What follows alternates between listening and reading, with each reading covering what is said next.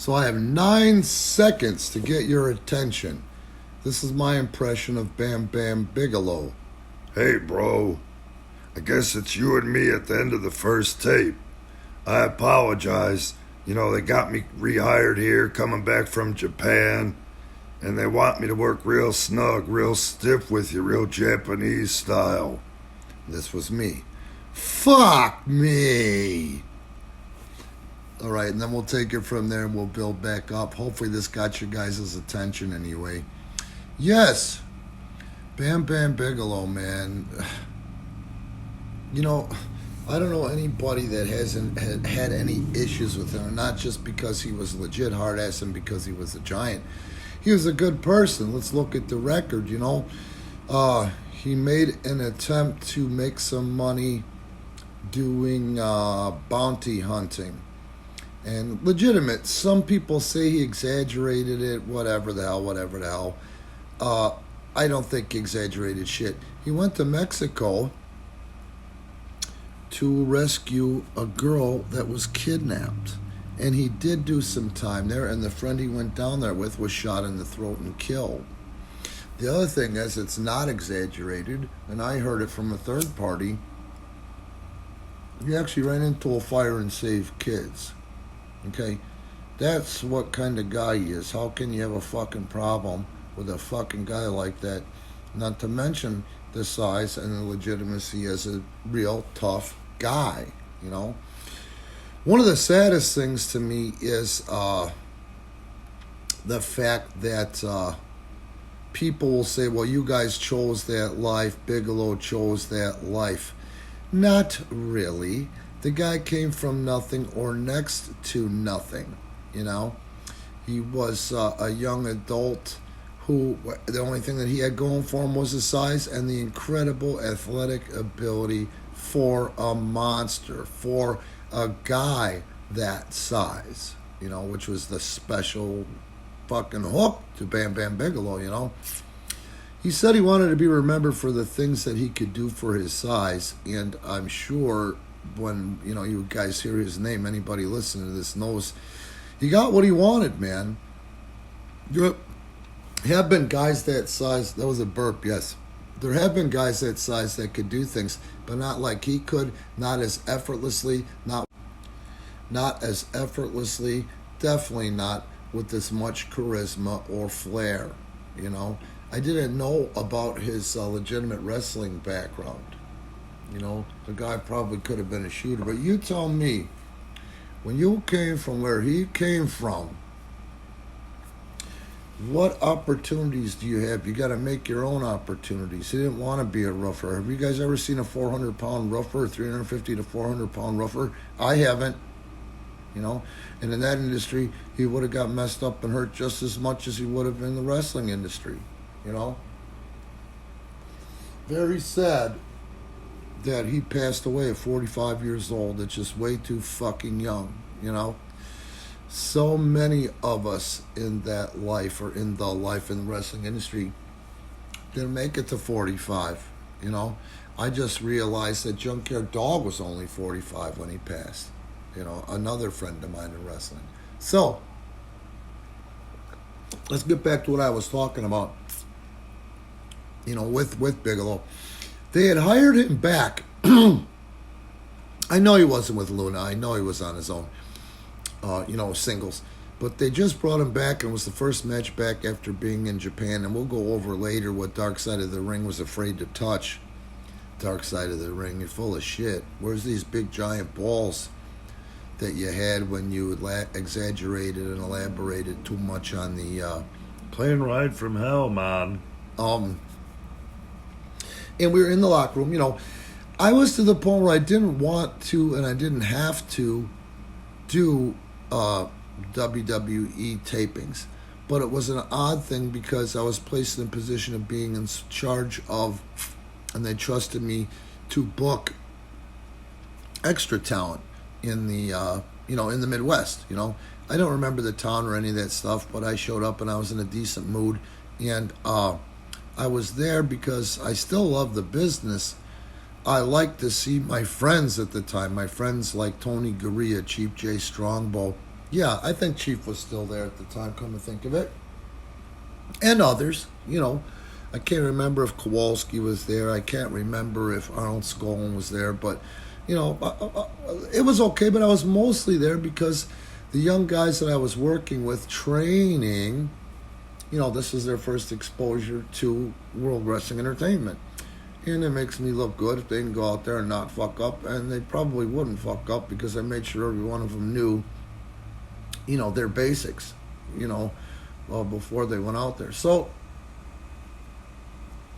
I didn't necessarily want to be there, So Bigelow came up to me, just like I said before, Fox, that's how I wrestled for World Wrestling Entertainment, was Jerry Fox. It wasn't me trying to make up any kind of gimmick or any of that stuff. We literally went through the phone book, found stupid names. In the event that you ever got over, that name would be long forgotten, So that's something that you guys just don't fucking get today. But anyway, it wasn't like me paying dues. It was me presenting people for them to pay dues. And some of those guys, if I'm not mistaken, were Adam Pearce. Or one of those guys was Adam Pearce, So, yeah, they wanted him to work real snug with me. Real stiff was the exact terminology. And I said, fuck me. And he looks at me and he's, pissed off. Who the fuck is this guy that's half my size? And he says, what? And I said, put yourself in my shoes, brother. A 400-pounder apologizes for being stiff before the match? That's never happened to me before. And I grabbed his forearm and I squoze it pretty snug. And I said, brother, just like this, don't fucking worry. I'll fly for you. I'll make you look like $1 million. We laughed like hell, and he laughed so hard at my balls. Not really looking at my balls. My balls is a euphemism. My very nice balls. And he hugged me and he admired my balls, And that was a ballsy thing to do. So that being said, just an example of what I'm talking about. We went out there and I think I knew what he was doing for a finish. It was something, I don't even remember. I think it was something really easy. It might even been a headbutt or a splash off the top, but it was light as fuck, And that being said, in that Dark Side of the Ring episode at 40 minutes and 10 seconds, they show the flip bump that I took in that match without calling it, That's the difference. You guys think India's a style. No, India's an excuse for not knowing how to fucking work. And that was working because you guys would have to call that and walk through it and make sure the guy knew it was coming, man. No.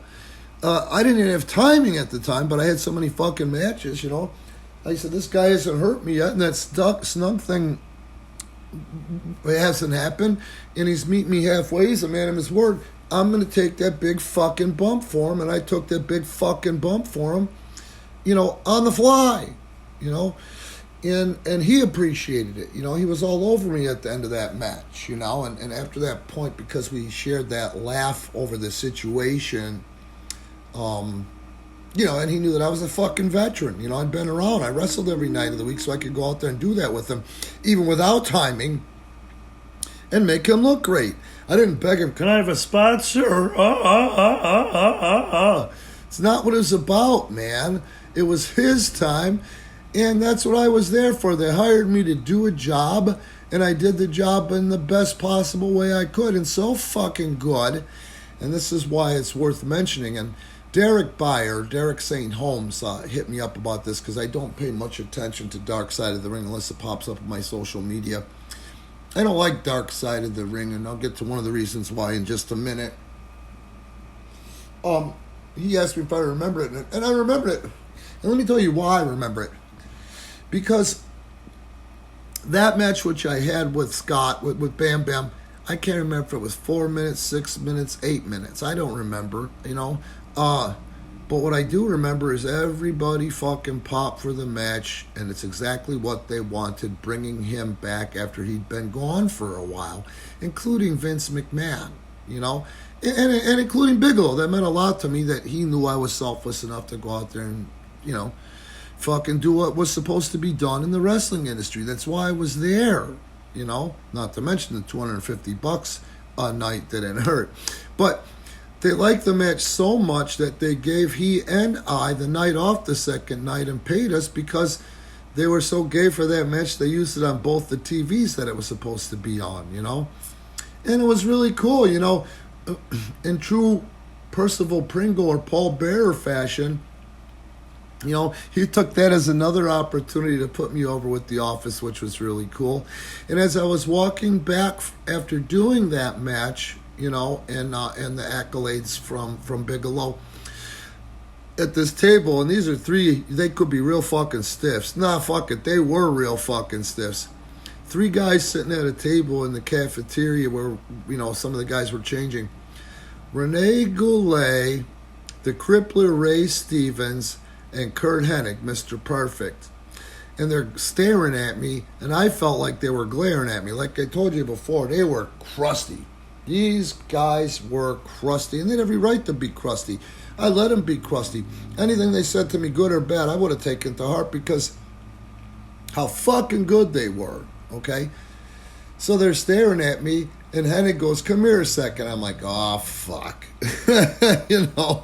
He goes, did you mean to take that bump? And I go, no, I did it by accident. Dude, yeah, I meant to take that bump. We've worked together before. He goes, no, I know.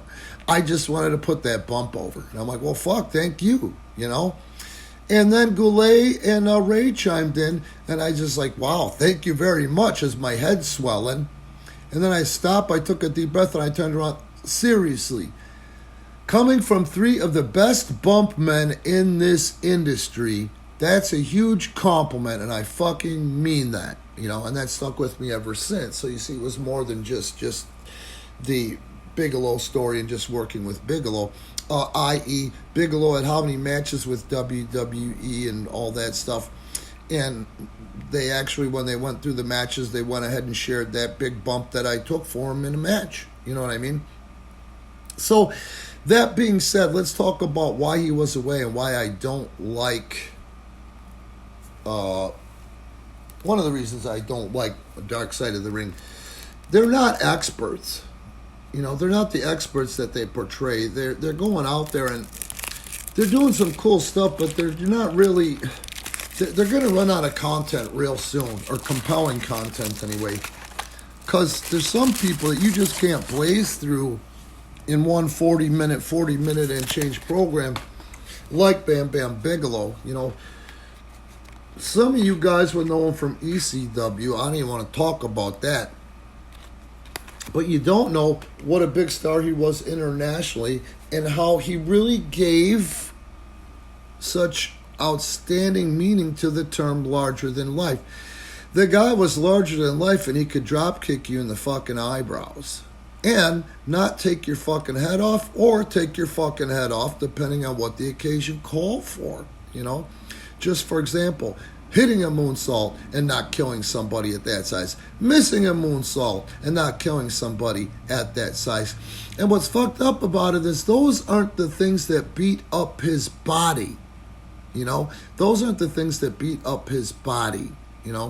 So back to, I'm going to spill it into once. Well, he chose that lifestyle. He made a lot of money with that lifestyle. A lot of money. A lot more money than he would have made given the other opportunities that were presented to him at the time. Number two, he would have made even more fucking money. What you guys don't know, what Darkseid was afraid to talk about, was that the Monster Factory under Larry Sharp, and Larry Sharp incepted the Monster Factory, was bullshit. He got lucky, because he had some guys that got noticed and went places, and off the top of my head, the two guys that I've worked with are Soul Taker or Papa Shango, or what the hell was the other one, the pimp gimmick, god damn it, I suck. The Godfather, and Bigelow, Larry advertised in the magazines when there were just a handful of magazines left, therefore that's why he got the exposure. Now, what he did that was fucked up that ended up fucking Bigelow was that when you went in there, you signed a contract with Larry. And when you're a young kid, and I'm not saying uneducated, let's just say inexperienced. And I don't care if you're educated, even as a young kid, you're inexperienced. You make mistakes. You don't look at things. I want to be a wrestler. I want to get paid, you know. And I'm sure Sharp assured him he was going to make all this money because of the type of athlete that he was and the size that he was and the look that he had, you know. And it didn't take a moron to figure that out. He didn't look at the fine print. The fine print said that fucking Sharp was to get 5 to 10% of any money he ever made in professional wrestling. You see?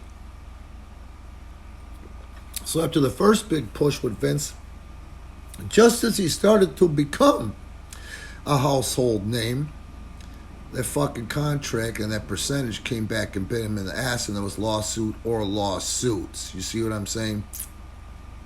Now, you can't fault a company for abandoning Bigelow at the time, and I don't blame Bigelow because he got to go over and explore opportunities in Japan and probably make just as much, if not in some cases more money, you know, over in Japan at the time. But you see, wrestlers, sports entertainers, are independent contractors, okay? Now, if you're smart, you're an independent contractor, you form a corporation because that's how you really keep your taxes legit, and you can keep track of your write-offs and take the maximum write-offs that you possibly can for things, you know? But I'm not going to smarten up the idiots because I don't get anything out of that. That's why to perpetuate more garbage out there. But that's what fucked him, you know?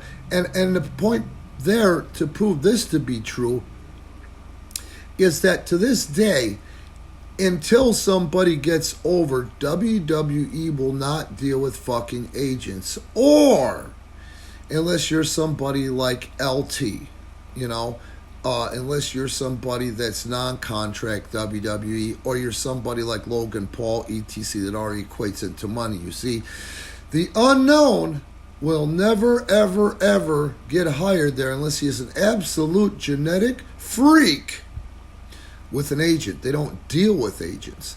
The 7 men that I've got World Wrestling Entertainment NXT tryouts, I make the direct contact, I put them over, I tell them the strengths and weaknesses, and then in the same email, hey, meet this person from WWE. Now from here on out, you form your own relationship, because if they think I'm getting a percentage, you're effed, you know. And to this day, check me, you know, if I'm wrong. That's why these idiots, you don't get it. You're getting less and less opportunities. Why don't you just smarten up and learn how to work? You know? But yeah, that's how big that Larry Sharp thing was, you know. I bet it prevented Bigelow from making a hell of a lot of money. And then I'm going to go back to, you know, Dark Side. Why didn't they mention that? Everybody knows that. It was public knowledge when I broke in. They say, poor Bigelow, and they would use it as a lesson to stay away from that type of stuff. But at my size, I didn't have to worry about it. You know what I mean? And the other part I want to point out is that Bigelow went down to Memphis. Bigelow paid his dues, just like I did. If you notice, though, he went down with Larry Sharp, so I bet he was getting paid and said, I'll take care of the kid. Didn't take care of shit. But Bigelow, you know, learned his craft. He learned our craft. He learned the art, you know, and once he learned that I also knew the art and knew how to work, and I was a real wrestler, we were able to go out there and put together art, whether it was 4 minutes, 6 minutes, or 7 minutes, you know. At the time, it served its purpose, and it got Bigelow over for some big stuff for that second run with Vince, you know.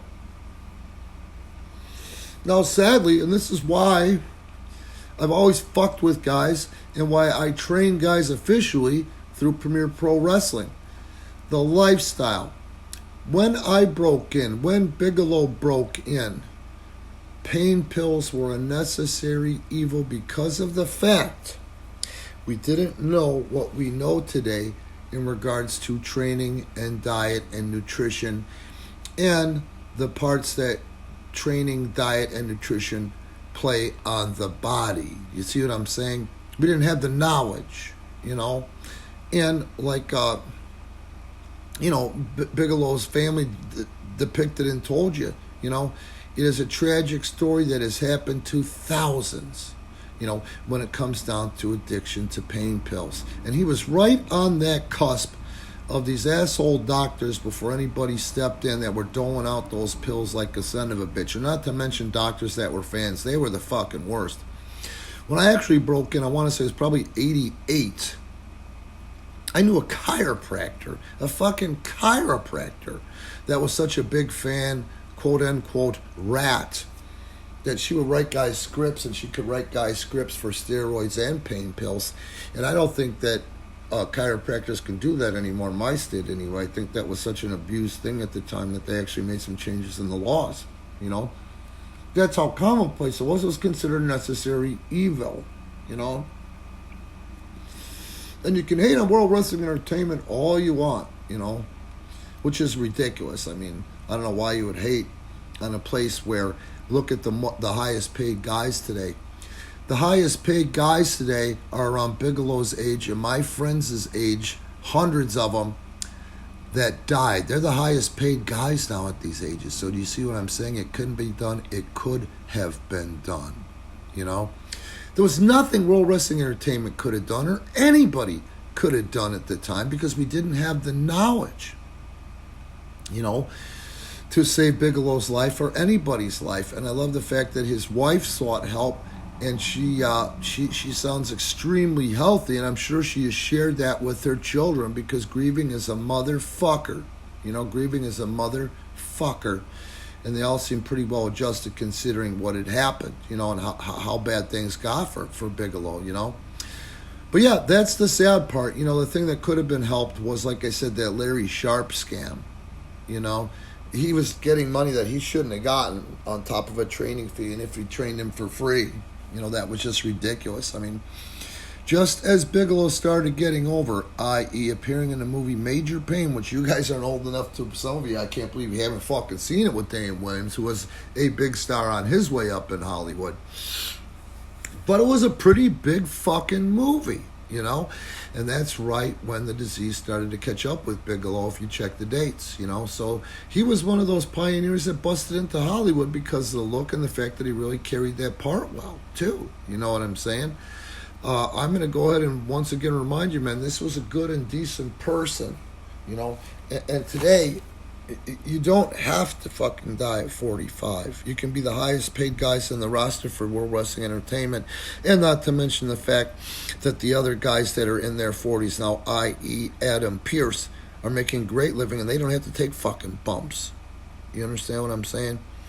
ECW, I'm not going to hate on ECW, but I'm going to hate on the fact that somebody should have stepped the fuck up and been the responsible one in that scenario. You know, I honestly believe this, what we do shit is real in the car crash effect is more responsible for the physical woes of Bigelow than anywhere else that he worked. Maybe Japan, you know, but it's not. It's one of those things where they just got caught up in the bullshit and end up pushing each other.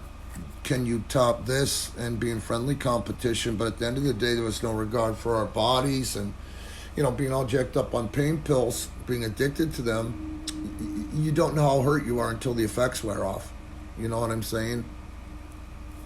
You lost a tremendous human being when Bigelow died, but we also lost a tremendous fucking talent, man. You know, like I says, being a tough guy and being a guy with a sense of right and wrong, he would have been a great advocate for a lot of talent to come. You know, he would have made a tremendous agent.